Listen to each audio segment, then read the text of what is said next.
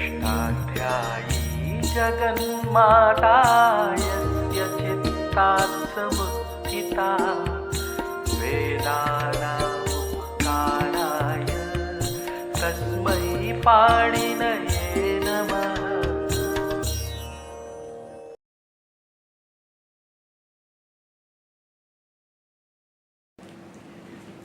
नमः पाणिनये। हम पाणिनि अष्टाध्याय के अनुसार पौष्पी प्रक्रिया के विज्ञान को समझ रहे हैं और अभी तक हमने जाना कि ये जो अष्टाध्यायी है कुछ कम 4000 सूत्रों की, यह अखंड नहीं है और इसको वृद्धि राधाई से आ तक पढ़ना अष्टाध्यायी क्रम से अथवा काशिका क्रम से ये दोनों असंगत हैं, अनुचित हैं, अविधि हैं और इनसे शब्द सिद्धि नहीं हो सकती क्योंकि ये प्रक्रिया ग्रंथ नहीं है। प्रक्रिया अष्टाध्यायी भीतर निहित है, निगूढ़ है, उसको किस उपाय से बाहर निकालना उसका नाम प्रक्रिया विज्ञान है। और महाभाष्य परिष्कार का ग्रंथ है, उनके परिष्कार के लिए जो अष्टाध्यायी की प्रक्रिया को आद्यंत सम्यक जानते हैं, इसलिए उससे भी हम प्रक्रिया नहीं सीख सकते।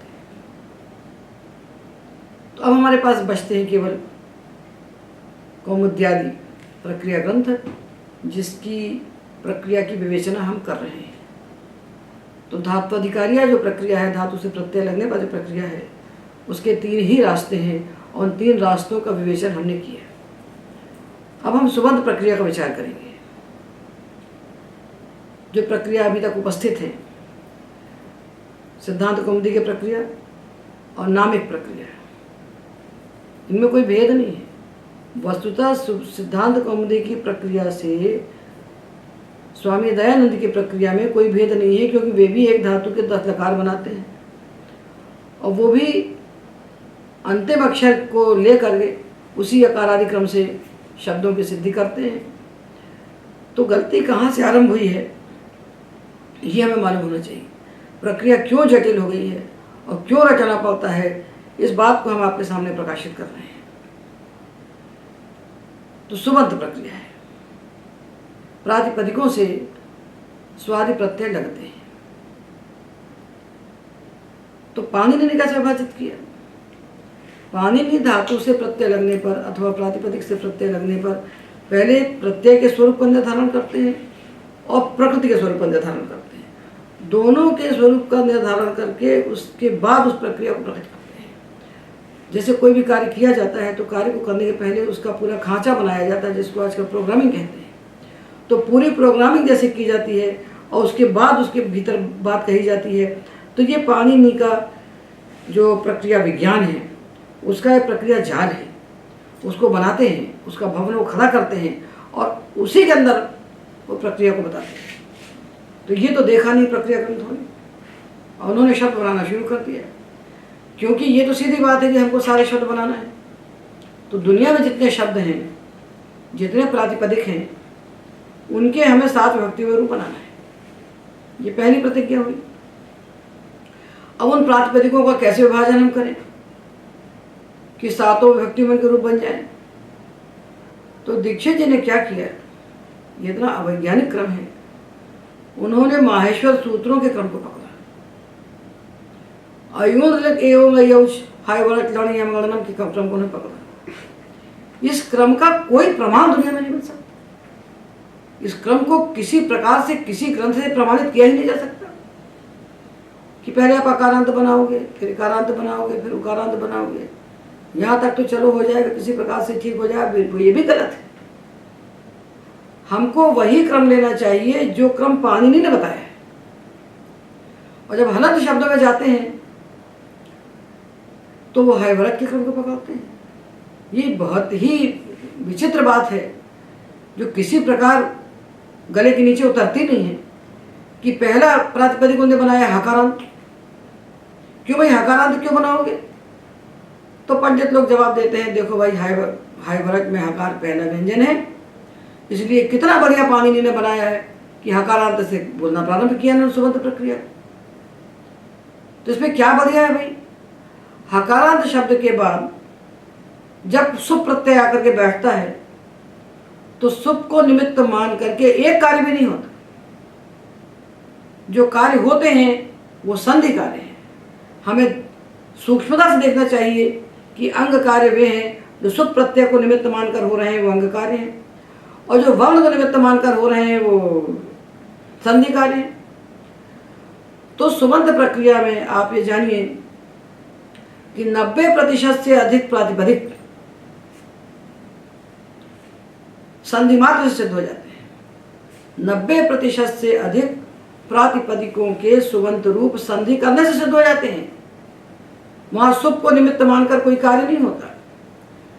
तो हमने हाइवर्ड को पकड़ा तो पहले हकार आया, हकार आया तो हकारांत शब्द के रूप बनाना सुबंत में रख शुरू कर दिया। तो इससे बहुत बड़ी हानि ये हुई कि हकारांत शब्दों के लिए जो संधि के सूत्र हैं, 4 तो एक साथ कहे पाणिनि ने, होधा, दादेर धातुर्घ, वाद्रू मुष्णुष्ण्याम नहोधा, और एक अनुदू शब्द के लिए वसु संसु संसु जहां था। ये कुल 5 सूत्र हैं जो हकार की संधि के लिए अष्टाध्यायी में कहे गए। ये बिल्कुल संधि के सूत्र हैं, ये त्रिपादी के सूत्र हैं, ये अंगाधिकार के सूत्र ही नहीं हैं। इनको आपकी सुबंत तिङंत प्रक्रिया से कोई लेना देना नहीं है, इनका प्रत्यय से कोई संबंध ही नहीं है। इनका संबंध वर्ण से है, झली पदांत। तो इनको प्रक्रिया में क्यों डाल दिया? दूसरी बात कि जब ये चारों सूत्रों को जब आपने संधि बताई तो आपने 4 सूत्र नहीं बताए। यदि चारों सूत्र वहीं बता दिए होते तो ये शब्द अपने आप बन जाते। यदि ये 4 सूत्र संधि में व्याख्यात कर दिए गए होते तो यह हकारांत शब्द अपने आप सिद्ध हो जाते। सुबंत प्रक्रिया में तो कहने नहीं पाता ना। तो संधि में उन्होंने छाट छाट के ऐसे सूत्र रखे हैं जिनमें प्रक्रिया का कोई सूत्र ही नहीं है।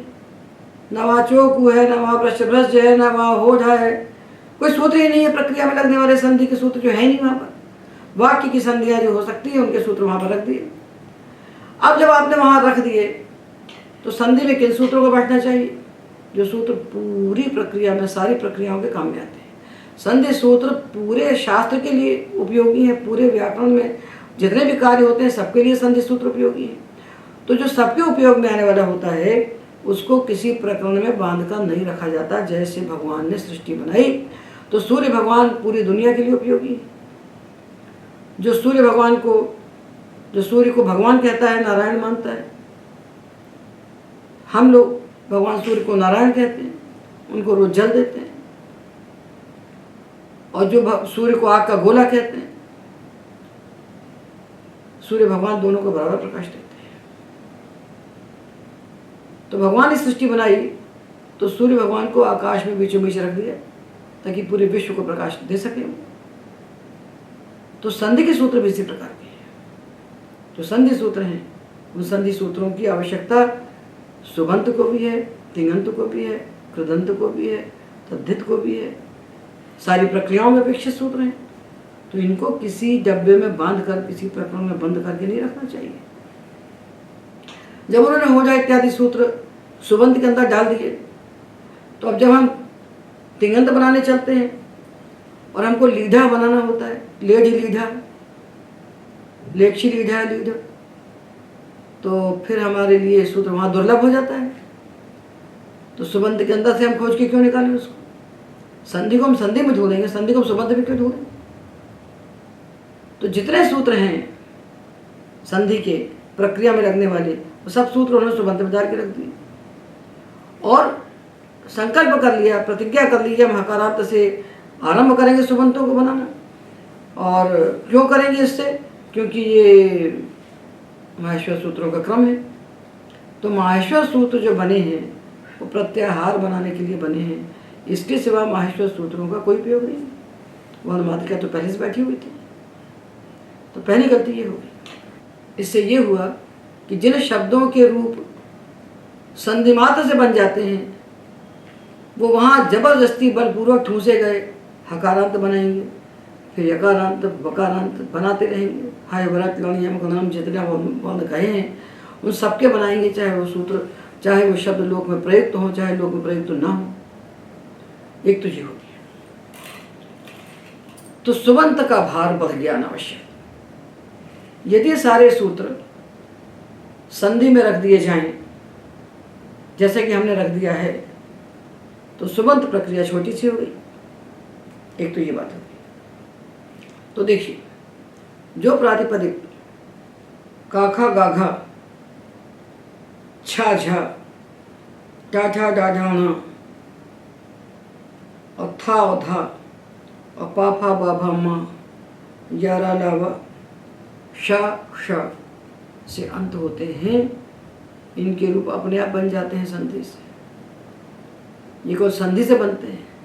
इनमें एक भी कार्य ऐसा नहीं होता जिस कार्य का निमित्त सुप प्रत्यय हो, और जिसका निमित्त सुप प्रत्यय नहीं है उन सूत्रों को सुबंत प्रक्रिया के मध्य में पढ़ना अनावश्यक है। उन सूत्रों को संधि में ही पढ़ देना चाहिए ताकि शब्द अपने आप वहाँ सिद्ध हो जाएं, और जो बचे हुए शब्द हैं उनको पाणिनि ने जिस क्रम से बनाया है उस क्रम से हमको बना देना चाहिए। ये तो संधि से बन जाते हैं। संधि पढ़ लीजिए, ये अपने आप तैयार हो जाते हैं। और संधि में जब भी बैठते हैं तो दूसरा लाभ ये होता है कि सारी प्रक्रियाओं के लिए सुलभ हो जाती है। जो कुछ सूत्र जो है, ये जो कुछ सूत्र हमको सुबंत में भी चाहिए और तिङंत में भी चाहिए और कृदंत में भी चाहिए। तो जो को वहाँ बैठाओ ना भाई संधि में, तो जिसको जहाँ आवश्यकता होगी वहाँ से उपयोग कर लेगा। तो जिन सूत्रों की ज़रूरत तिङंत को भी है, कृदंत को भी है, उन सूत्रों को सुबंत के भीतर क्यों रखना? और अनावश्यक गौरव हुआ कि इनके रूप बनाए बिना सिद्ध होते हैं जब अपने आप, तो इनके रूप बनाने में क्यों श्रम करना, क्यों बच्चे को रखना, क्यों मेहनत करना उसको वहाँ पर?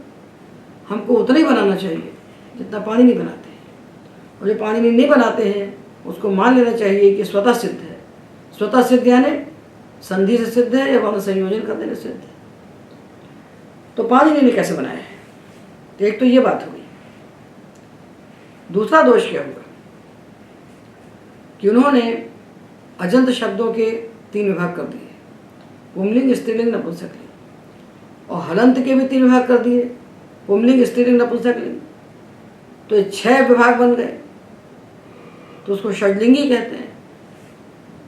6 लिंगों में रूप पाते हैं, 3 अजंत में और 3 हलंत में। इसका क्या औचित्य है? पाणिनि ने लिंगानुसार सुबंत प्रक्रिया नहीं बनाई है। सुबंत प्रक्रिया में निमित्त सुप है।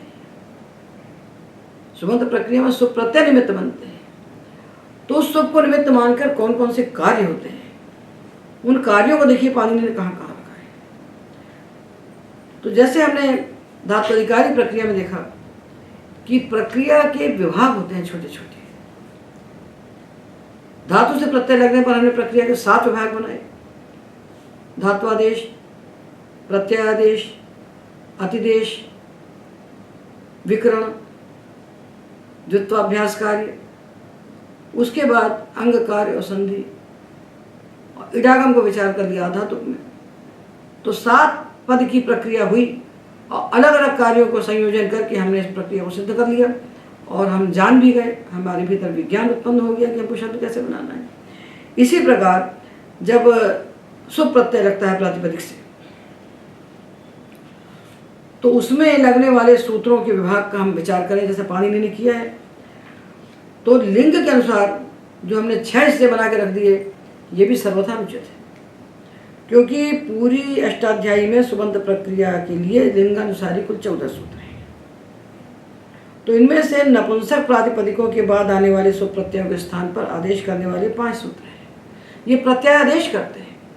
प्रातिपदिक यदि नपुंसक है और उसके बाद जो सुप प्रत्यय आते हैं उनमें से नपुंसकाच्च, जशोषी, स्वमोर नपुंसकात्, अतोम और अड्डतरादिभ्यः पंचभ्यः, ये 5 सूत्र नपुंसक प्रातिपदिक से उत्तर आने वाले सुप प्रत्ययों के स्थान पर आदेश करते हैं। ये प्रत्ययादेश है। और हम जान चुके हैं कि प्रत्ययादेश अष्टाध्यायी में 7वें अध्याय के प्रथम पाद में 1 से लेकर 49 सूत्र तक कहे गए हैं। युवरणाकु से लेकर के स्नाप्यादेश तक। इस 49 सूत्रों के भीतर तिङादेश, कृदादेश, तद्धितादेश, सुबादेश सारे आदेश बैठे हुए हैं।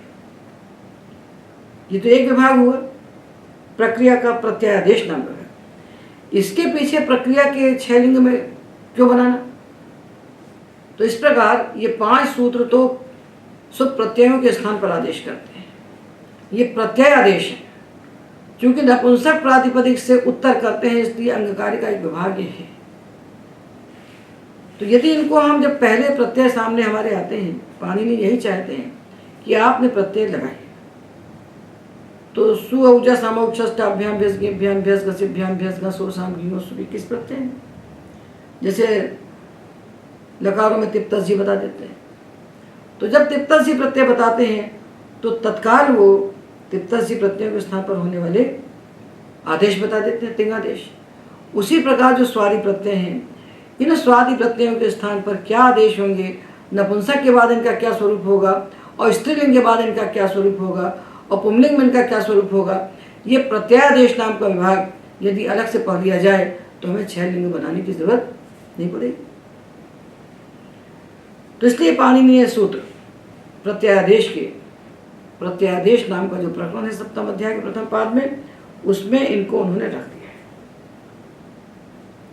तो हमको इनको वहीं पढ़ लेना चाहिए।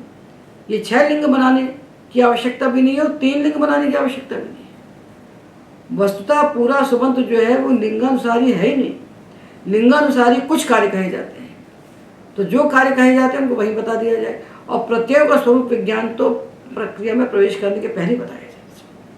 जब सुबंत में हम प्रवेश करते हैं तो हमारे सामने पहले प्रत्यय निश्चित हो जाना चाहिए कि इतने प्रत्यय जो 21 हैं, इनकी आकृति तो पुंलिंग में ऐसी होती है और स्त्रीलिंग में ऐसी होती है, नपुंसकलिंग में ऐसी होती है। और ये बताने के बाद जब प्रवेश करेंगे हम, तो हमको ये 6 विभाग बताने की आवश्यकता नहीं पड़ जाएगी।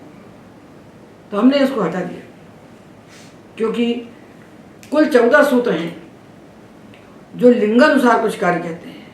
वो क्या कार्य कहते हैं? तो ये 5 सूत्र तो लिंग के अनुसार प्रत्ययादेश कर रहे हैं। उसके बाद नपुंसक प्रातिपदिकों में नुमागम करने वाले 7 सूत्र हैं। ये एक नुमागम के प्रकरण में बैठे हैं। इदितो नुम धातु से भगवान पाणिनि नुमागम का प्रकरण आरंभ करते हैं। वो नुमागम चाहे किसी प्रत्यय के परे होने पर हो, धातु से लगने वाला प्रत्यय हो या प्रातिपदिक से लगने वाला प्रत्यय हो, यदि नुमागम है तो नुमागमत्वेन तो वो एक ही कार्य है, उसको एक प्रकरण के भीतर उन्होंने रख दिया है। तो उस प्रकरण में इन 7 कार्यों के यदि हम जान जाते हैं तो 5 सूत्र हुए वे, तो 7 ये हो गए। नपुंसक से झलचः ये कोचि विभक्त तृतीयादिषु भाष्यत पुंस्कम पुंवद गालवस्य अस्थितक्षणामनुदात्तः छंदस्य दृश्यते ईच द्विवचने व नपुंसकस्य। ये कुल 7 सूत्र हैं जो नपुंसक प्रातिपदिकों में नुमागम करते हैं और नुमागम नाम के एक प्रकरण में एक साथ बैठे हैं। यदि 5 सूत्र प्रत्यादेश करने वाले, नपुंसक से उत्तर आने वाले सुप्रत्ययों के स्थान पर आदेश करने वाले 5 सूत्र और नपुंसक प्रातिपदिकों में नुमागम करने वाले 7 सूत्र, यदि हम इनको एक साथ जान लें जो नपुंसक के लिए विशेष हैं, तो हम आरंभ बता देंगे नपुंसक के लिए इतना कार्य विशेष है। तो हमको 2 जगह नपुंसक अलग से अजंत में और हलंत में 2 प्रकरण बनाने की हमको आवश्यकता नहीं रहेगी, इनकी आवश्यकता नहीं रह जाएगी। नपुंसक के लिए विशिष्ट प्रत्यय कौन से हैं? तो सबसे पहले प्रत्यय का विज्ञान होना चाहिए, और स्त्रीलिंग में त्रि और चतुर प्रातिपदिकों को प्रकृत्यादेश करने वाला एक सूत्र आता है त्रिचतुरो स्त्रियाम तिस्त्री, और पुंलिंग प्रातिपदिकों में प्रत्यादेश करने वाला सूत्र है तस्मात् छसो नपुंसी। बस तो 2 सूत्र लिंग के नाम पर ये हुए, एक स्त्रीलिंग के लिए, एक पुंलिंग के लिए, और 12 सूत्र नपुंसक लिंग के लिए। कुल 14 सूत्र हैं जो पूरी प्रक्रिया में लिंग का आश्रय लेकर के कहीं आगम करते हैं और कहीं आदेश करते हैं। यदि इन 14 का विज्ञान हम कर लेते हैं तो हमको फिर लिंगानुसार प्रक्रिया में चलने की जरूरत ही नहीं है। फिर हम आकार से लेकर हकार तक चलते चले जाएं, और आकार से हकार तक जाने की भी हमको आवश्यकता नहीं पड़ती, क्योंकि अभी हमने निर्णय किया कि सारे अक्षरों से अंत होने वाले शब्दों के सुबंत रूप बनाने की आवश्यकता इसलिए नहीं है कि वहाँ शुभ निमित्त तक कोई कार्य होते ही नहीं है, वे संधि मात्र से सिद्ध हो जाते हैं। तो ये पाणिनि का विज्ञान है। कि एक तरफ वो प्रत्ययों का स्वरूप निर्धारित करते हैं। सबसे पहले सुबंत में जाइए तो निर्धारित कर लीजिए भाई कि किस प्रातिपदिक में कौन सा प्रत्यय लगने वाला है, ये बताना चाहिए। तो उसके पहले कल्पित कर लिए 3 विभाग, हलंत के 3, अजंत के 3, और सारे शब्द न मिलने पर वहाँ कल्पित काल्पनिक प्रातिपदिक बना बना कर उसको बनाया ही गया अनावश्यक रूप से। तो इससे भार बढ़ता है ना। तो पाणिनि का प्रक्रिया विज्ञान क्या है, इसको हम जाने। अभी तक हमने देखा कि सुबंत प्रक्रिया में माहेश्वर सूत्रों का अनुगमन करके हकारांत से आरंभ करके जो बनाए, हाय व्रतगण यमगणन का आश्रय लेकर के, और दयानंद स्वामी ने क्या किया कि उन्होंने कोई नया काम नहीं किया, और एक नया काम उन्होंने किया कि उन्होंने हकारांत की जगह काखा गा गंगा वर्ण मातृका का क्रम पकड़ दिया, वो फिर भी इससे अच्छा है। तो उन्होंने अंतिम अक्षर का क्रम पकड़ा और इन्होंने भी अंतिम अक्षर का क्रम पकड़ा। इन्होंने माहेश्वर सूत्र से अंतिम अक्षर को पकड़ा और उन्होंने वर्ण मातृका से अंतिम अक्षर को पकड़ा, पर दोनों अंतिम अक्षर को पकड़ के सुबंत प्रक्रिया का साधन कर रहे हैं। इसलिए दोनों जगह क्लेश, क्योंकि इससे जिन शब्दों के सुबंत रूप बनाने में एक भी सूत्र नहीं लगता, सुप निमित्त तक जो संधि मात्र से सिद्ध होते हैं, उनके रूप हमको बिना मतलब के बनाना पड़ता है, और भार होता है विद्यार्थी के सिर पर। उसको केवल संधि का विज्ञान हो जाए तो बनाने की आवश्यकता इसको नहीं। तो इसलिए पाणिनि क्या चाहते हैं, सुबंत में पाणिनि की क्या दृष्टि है और पाणिनि की क्या प्रक्रिया है, उसको हम जान लें तो 1 सप्ताह में सुबंत प्रक्रिया सिद्ध होती है। किसके लिए सिद्ध होती है 1 सप्ताह में? जो संधि पूरी जानता है। इसलिए पहली बात है संधि। संधि का यदि सम्यक विज्ञान है तो संधि वास्तव में प्रक्रिया का लगभग आधा भाग होता है, आधा नहीं तो कम से कम 30-35% हिस्सा तो होता ही है। किसी भी प्रक्रिया का कम से कम 30% भाग संधि होता है। यदि संधि का सम्यक विज्ञान हो गया और पाणिनि की प्रक्रिया के क्रम का विज्ञान हो गया तो प्रक्रिया अपने आप सिद्ध होती है, फिर भटकना नहीं पड़ता। तो जो संधि के सूत्र हैं वो सुबंत को भी चाहिए, तिङन्त को भी चाहिए, कृदंत को भी चाहिए, सबको चाहिए। तो उन सूत्रों को हमको संधि के प्रकरण में प्रक्रिया में प्रवेश करने के पहले पढ़ लेना चाहिए। अच्छा, संधि के सारे सूत्र पहले संहिताधिकार में हैं, जो अष्टाध्यायी के 6वें अध्याय के प्रथम पाद में है, और हल संधि के सारे सूत्र 8वें अध्याय में। तो यहाँ क्या हुआ कि सुबंत के लिए इन सूत्रों को बचा के रखा, संधि में इनका व्याख्यान नहीं किया। तो जो धत्व, घत्व, कुत्व, शत्व, भष्टव इत्यादि कार्य थे वो सब घुस गए जा करके सुबंत के भीतर, और ये सारे कार्य हमको तिङन्त में भी चाहिए और कृदंत में भी चाहिए। तो वहाँ क्या करें? तो तिङन्त कृदंत पढ़ने वाला छात्र यदि उसको तिङन्त से आरंभ करना है, केवल तिङन्त ही पढ़ना है पहले, तो उसको संधि में घुसना चाहिए कि सुबंत में घुसना चाहिए? सामान्य प्रकरण तो संधि है ना। तो ये सारे सूत्र सुबंत में जाने से दूसरी प्रक्रियाओं के लिए दुर्लभ हो गए हैं, उनके लिए ये अनुपलब्ध हो गए हैं। इससे प्रक्रिया में कठिनाई होती है। वास्तव में हमको ये मालूम होना चाहिए कि पाणिनि कितने शब्दों के रूप बनाते हैं, चाहे वो तिङन्त प्रक्रिया हो चाहे सुबंत प्रक्रिया हो। जितने शब्दों के रूप पाणिनि बनाते हैं उतने ही शब्दों के रूप हमें बनाना है, और बाकी का क्या करना है? बाकी में कोई कार्य नहीं होता, इसलिए पाणिनि उनको छोड़ देते हैं। वहाँ वर्ण संयोजन मात्र होता है, संधि मात्र, संधि है, वर्ण संयोजन कुछ है ही नहीं, इसलिए पाणिनि उनको छोड़ देते हैं। तो पाणिनि के सूत्रों से बनने वाले जो शब्द हैं वो थोड़े हैं, और पाणिनि के सूत्रों से न बनने वाले शब्द उनसे कई गुने ज़्यादा हैं। ये पाणिनि की प्रक्रिया का वैशिष्ट्य है कि उन्होंने छांट करके उन शब्दों को इकट्ठा करके उनके लिए सूत्र बनाए हैं जहाँ प्रकृति प्रत्यय के बीच में कुछ कार्य विशिष्ट होते हैं, और जहाँ कोई कार्य नहीं होते उनके लिए उन्होंने कोई सूत्र नहीं बनाए। तो ये दोनों बातें हमें मालूम होना चाहिए। तो हम ये देखें कि जिन प्रातिपदिकों से सुप प्रत्यय लगने पर प्रक्रिया के लिए कुछ कार्य होते हैं, उनका पाणिनि ने विभाजन कैसे किया और प्रत्ययों का विभाजन कैसे किया।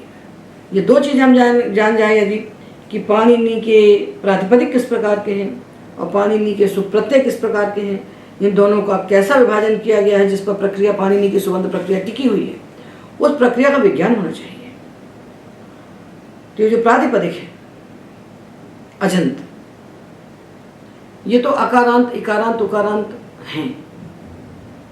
देखिए कौमुदी में क्या है, ई और उ इस क्रम से प्रातिपदिकों को लिया है।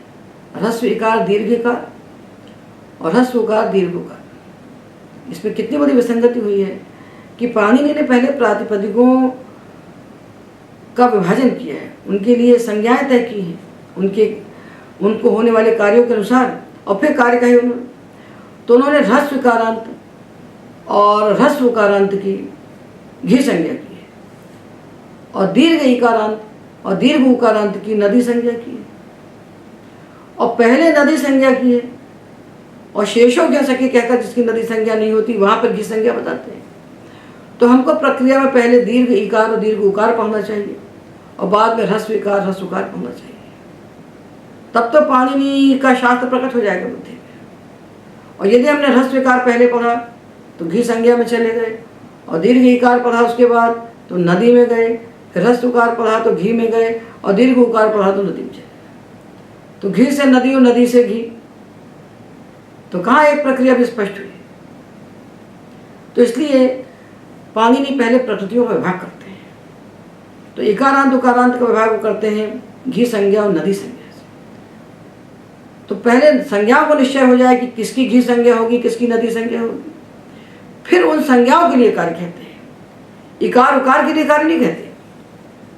सुबंध प्रक्रिया के जो सूत्र हैं, शुभ निमित्तक जो सूत्र हैं, वो इकार उकार के लिए थोड़े बने हैं। कोई कार्य होता है कि शुभ पर होने पर ई को ऐसा हो जाए और ऊ को वैसा हो जाए। तो कार्य इकार उकार के लिए नहीं बने, कार्य घी और नदी के लिए बने। तो प्रातिपदिकों में वो संज्ञाओं को निर्णित करते हैं और फिर उन संज्ञाओं के लिए कार्य कहते हैं अजंत संज्ञाओं में। और हलंत में क्या करते हैं, तो हलंत में वर्ण मात्रिका क्रम से हमने देखा कि का खा गा घा है, तो कोई कार्य नहीं होगा, कोई कार्य ही नहीं होगा। चकार के लिए कुछ कार्य आते हैं क्योंकि अंशु इत्यादि धातु में विशिष्ट कार्य होते हैं, नुमागम इत्यादि। तो चकारांत के लिए कार्य है, छकारांत के लिए कोई कार्य नहीं है। छकारांत प्रातिपदिक के लिए शुभ निमित्तक कोई कार्य नहीं है। जकारांत के लिए एक कार्य है युजे रसमास्य, बस। झकारांत के लिए कोई कार्य नहीं, और टाठा डाढ़ा अणा के लिए भी कोई कार्य नहीं। तकारांत प्रातिपदिकों का विभाजन है। तो तकारांत के लिए कोई कार्य नहीं कहा गया सुबंध। तकारांत में से अत्वंत है, शत्रंत है, महत है, इस प्रकार उन्होंने तकारांत अंगों का विभाजन किया है। तो तदनुसार हमको बनाना चाहिए। अब इन्होंने क्या किया कि अस्मत् युष्मत् तत्, अस्मत् युष्मत् तत् जो है ये विशिष्ट शब्द है, तत् सर्वनामत्वेन विशिष्ट है, और अस्मत् युष्मत् के लिए तो पूरा प्रकरण बना हुआ है अष्टाध्यायी में प्रक्रिया का। तो इनको दकारांत शब्दों में से रख दिया। तो दकारांत शब्द के कार्य थोड़े होने हैं। अस्मत् युष्मत् और तत् की सिद्धि हम दकारांत मान के करते हैं क्या? दकार को निमित्त मान के कोई कार्य होता है? तो हमने क्या किया यहाँ पर इस पूरी प्रक्रिया में कि अस्मत् युष्मत् तो स्वतंत्र शब्द है, इनके लिए तो अलग से कार्य कहे गए, इनको आप किसी वर्ग में शामिल नहीं कर सकते। और इदम, अदस और भवतु, इन 5 शब्दों को छोड़कर जितने हलंत सर्वनाम हैं वो सब अदंत हो जाते हैं, चाहे वो त्यादादि नामा से हो, चाहे वो किमक्का से हो। ये 5 को छोड़कर सारे सर्वनाम अदंत हो जाते हैं 30। तो इनको अदंत मान के इनकी सिद्धि अदंत वर्ग में करना चाहिए। तो इसमें किम को मकारांत में डालना और तत् को दकारांत में डालना, अस्मत् युष्मत् को दकारांत में डालना, ये तो घोर अवैज्ञानिक है। ये तो पाणिनि की आत्मा का हनन है। दकारांत मान के आप अस्मत् युष्मत् में कौन सा काम करते हैं? कोई ऐसा कार्य दकार के लिए होता है? और तत् में दकारांत मान, तत् तो दकारांत रहते ही नहीं, वो तो अकारांत हो जाता है, वो तो अकारांत हो जाता है, और अकारांत मान के इसकी सिद्धि होती है। तो हमने 30 सर्वनामों को अकारांत वर्ग में डाल दिए और राम के रूप बनाकर अदंत शब्द के रूप बनाने के तत्काल बाद में ये 30 सर्वनाम को सिद्ध कर दिए। तो उससे जितना भेद होता है उतने कार्य क्या है? प्रत्यय कार्य।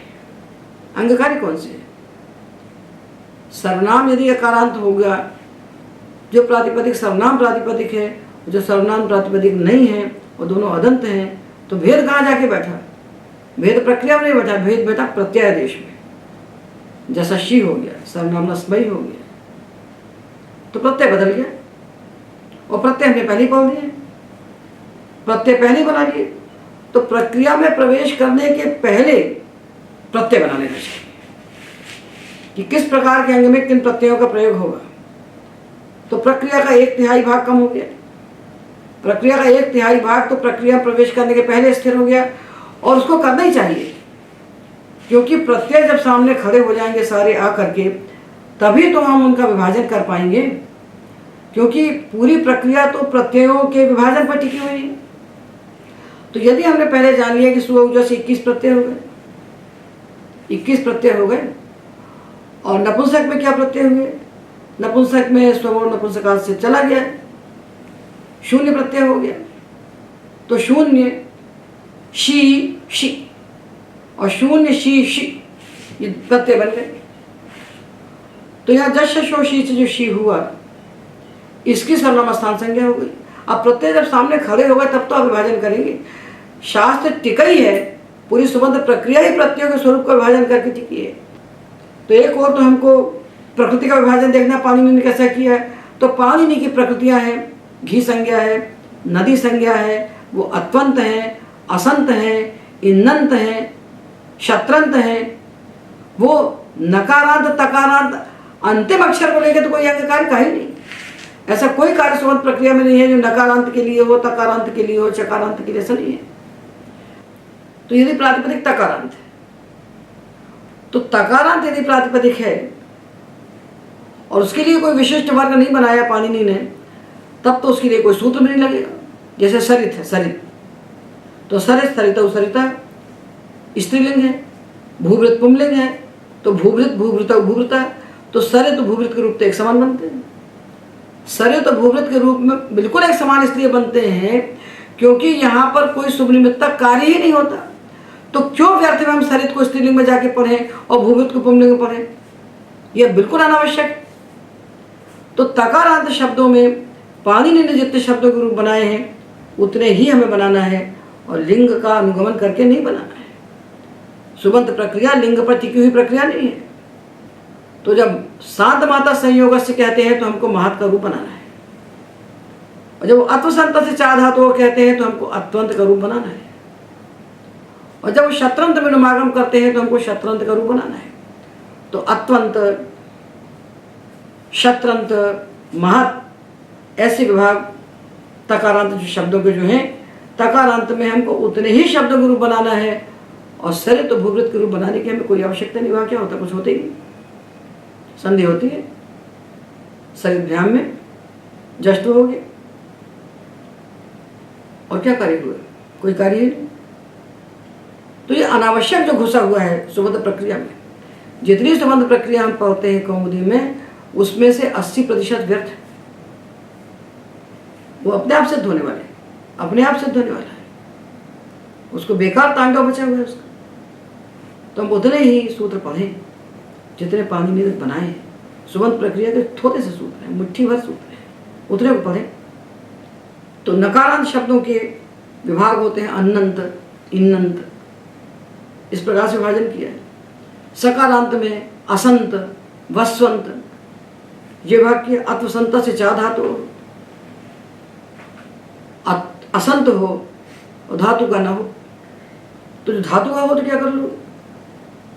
हमारा कोई कार्य प्राप्त नहीं होगा तो हम संधि करेंगे। धातु का नहीं होगा तो हम अत्वसंत से चा धातु लगाएंगे। तो प्रातिपदिक के स्वरूप को पहचानना है। कैसे पहचानना है? जितने विभाग प्रातिपदिकों के पाणिनि ने कल्पित किए हैं उतने विभाग को जान करके उतने ही शब्दों के रूप हमको सुबंध प्रक्रिया में बनाना चाहिए। और कैसे बनाना चाहिए, इसके लिए पाणिनि ने क्या किया है? प्रत्ययों के स्वरूप का निर्णय किया है। तो सबसे पहले हमें 21 प्रत्यय सामने रखना पड़ेंगे, सुगौजस, और उसके बाद जश शशो शी से जशस के स्थान पर शी आदेश करके जो प्रत्यय नपुंसक के लिए विशिष्ट बने हैं उनको भी साथ में रखना पड़ेगा। 21 और ये 2 23 इनको रखना पड़ेगा, और जो औ के स्थान पर जो शी हुआ है उसको भी रखना पड़ेगा। 25 प्रत्यय सामने रखना पड़ेंगे, 21 प्रत्यय से काम नहीं चलेगा। इन 25 को हम सामने रखेंगे और रखने के बाद फिर हम सूत्र लाएंगे सुजन अपुंसकस्य, सुजन अपुंसकस्य, जो सुगौजस अमौठ है नपुंसक को छोड़कर। इसका विज्ञान पहले बताना चाहिए क्योंकि इस पर टिकी है प्रक्रिया पूरी। तो 5 और 2 सर्वनामस्थान हुए हैं और जो बचे हुए हैं वो सारे के सारे असर्वनामस्थान हो गए।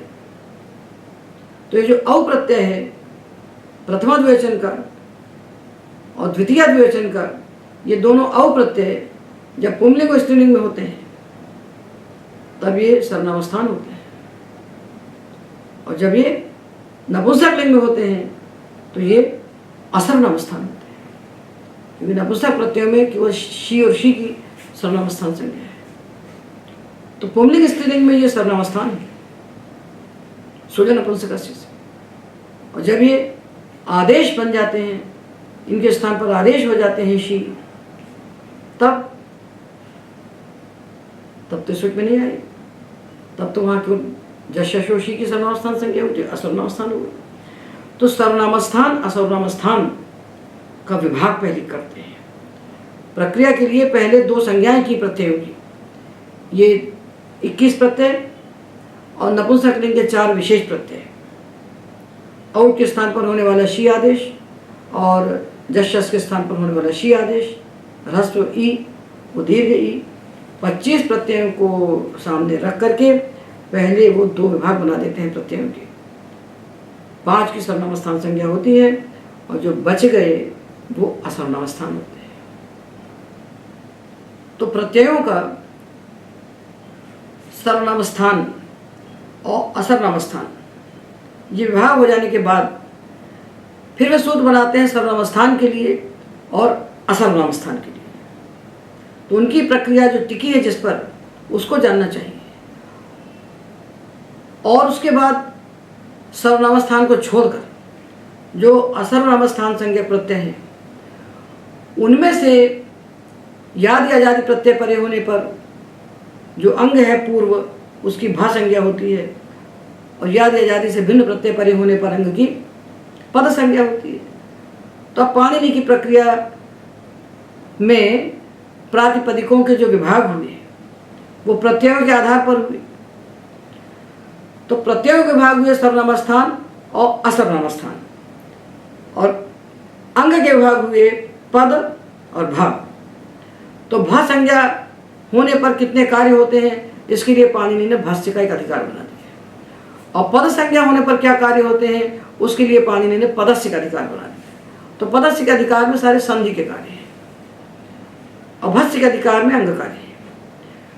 तो हमको पाणिनि के विभाजन को देखना है कि नान्त को कितने प्रकार से लेते हैं। इन हन पूषार यमनाम शब्द, तो नान्त प्रातिपदिक कितने हो गए, इन्नंत हो गए, हन हो गया, पोषण हो गया, अरिमन हो गया, श्व युव मघोना मतदिते, तो श्वन युवन मघवन और अन्नंत और इन्नंत, ये जितने पाणिनि ने भेद बनाए हैं उतने शब्दों के हमें रूप बनाना चाहिए। और ये सारी प्रक्रिया जो टिकी है किस पर टिकी है, प्रत्ययों की सर्वनामस्थान और असर्वनामस्थान संज्ञा, और अंग की भा संज्ञा और पद संज्ञा, इस पर प्रक्रिया टिकी है। और अजंत शब्दों में घी संज्ञा, नदी संज्ञा। तो जब हम पहले ही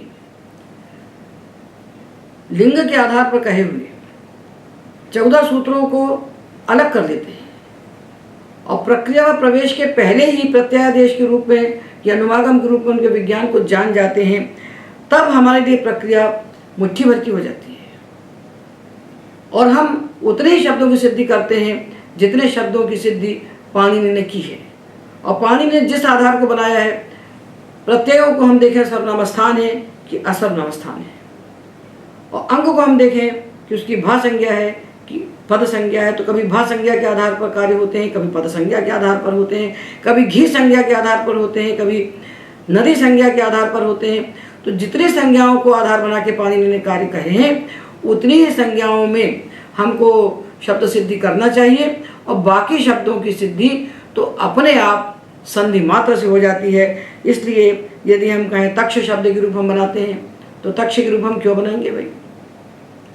तक्ष शब्द का जो बनाएंगे तो तक्ष में सु आया और सु का लोप हुआ, तो सु का लोप होने के बाद ये पद हो गया, और पद होने के बाद इसको संयोग आदि और अंत्येचा से हम लोप कर देंगे, तो तक तक तक्षौ तक्षा बन जाएगा।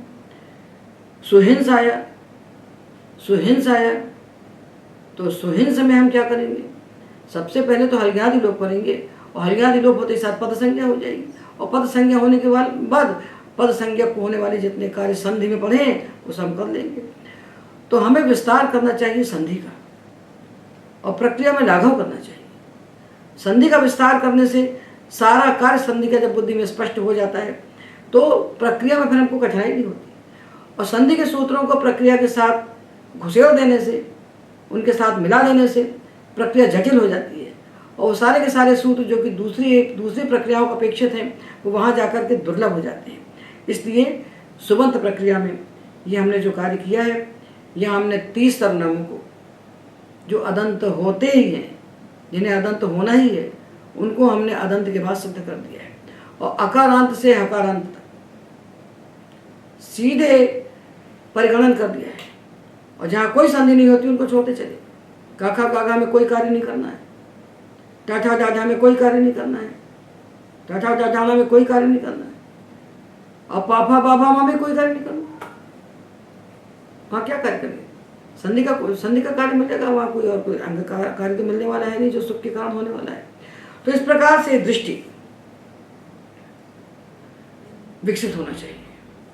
यदि प्रातिपदिक 11 लावा से अंत हो रहा है तो हमें कोई कार्य नहीं करना है।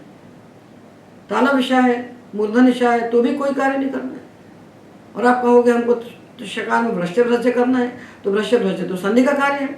इस प्रकार जो इस सुबंध प्रकरण में ढेर सारे शब्द सिद्ध किए गए हैं, इन सारे शब्दों को हमें छोड़ देना चाहिए। सारे शब्दों को छोड़ करके उतने ही शब्द बनाना चाहिए जितने शब्द पाणिनि की प्रक्रिया विज्ञान में सुख को निमित्त मानकर होते हैं। तो मुट्ठी भर का सुबंध प्रकरण हो जाता है, और ये लिंग का जो प्रपंच बच जाता है, 3 स्थानों पे अनावश्यक विस्तार होता है, ये भी छूट जाता है। इसलिए ये पाणिनि के प्रकरणों के आधार पर प्रकरण क्या हुए? एक प्रत्ययादेश, एक प्रकृत्यादेश। ये 2 मुख्य कार्य होते हैं कि प्रकृति से परे आने वाले प्रत्यय के स्थान पर क्या आदेश हो रहा है, और उस प्रत्यय के परे होने पर प्रकृति के स्थान पर कौन सा आदेश या आगम हो रहा है। आगम आदेश को हमने एक मान लिया, आगम आदेश एक ही है, अनागम का नाम सागम का आदेश आगम, तो एक ही मान लिया। तो प्रत्यय को निमित्त मानकर प्रकृति में क्या हो रहा है, और प्रकृति को निमित्त मानकर प्रत्यय में क्या हो रहा है, ये 2 ही कार्य कहलाते हैं जो जिसको हम प्रक्रिया कहते हैं, वो धात्वादेश और प्रत्ययादेश। और इसके अलावा जो है वो या तो प्रकृत्यादेश है या प्रत्ययादेश है। इन कार्यों को खंड खंड में देख करके पूरी सुबंध प्रक्रिया हमारी मुट्ठी भर में सिद्ध हो जाती है। हमको केवल ज्ञान होना चाहिए कि जिस अंग के हम रूप बनाने जा रहे हैं वो भा है कि पद है, वो घी है कि नदी, और तदनुसार प्रत्येक निर्णय होकर के कार्य हो जाता है। इस प्रकार पूरी सुबंध प्रक्रिया को हमने आपको पाणिनि के आधार पर बताया, और इस पद्धति से पढ़ने से ये पूरी सुबंध प्रक्रिया अधिक से अधिक 10-15 दिन में सिद्ध हो जाती है। इससे अधिक समय नहीं लगता। किसको? जिसको संधि का समय विज्ञान है। इसलिए सामान्य शास्त्र पहले पढ़ना चाहिए। सामान्य कौन है? संज्ञा संधि परिभाषा। संज्ञा संधि परिभाषा सामान्य शास्त्र है, और कौमुदी में संधि में सारी संधियां नहीं है, इसलिए वहाँ प्रक्रिया में उन सूत्रों के जाने से विद्यार्थी भटकते रहते हैं। तो संधि को पूर्ण कर दिया जाए और प्रक्रिया को पाणिनि के क्रम से सटा दिया जाए, जो लिंगानुसारी नहीं है प्रक्रिया। सुबंध प्रक्रिया कथम भी लिंगानुसारी नहीं है। तो 6 लिंगों के भेद को हटाकर पाणिनि ने जैसी प्रक्रिया दी है उस प्रक्रिया के आधार पर हमने सुबंत प्रकरण को सुव्यवस्थित किया है। इसको आप देखें। एतावदेव।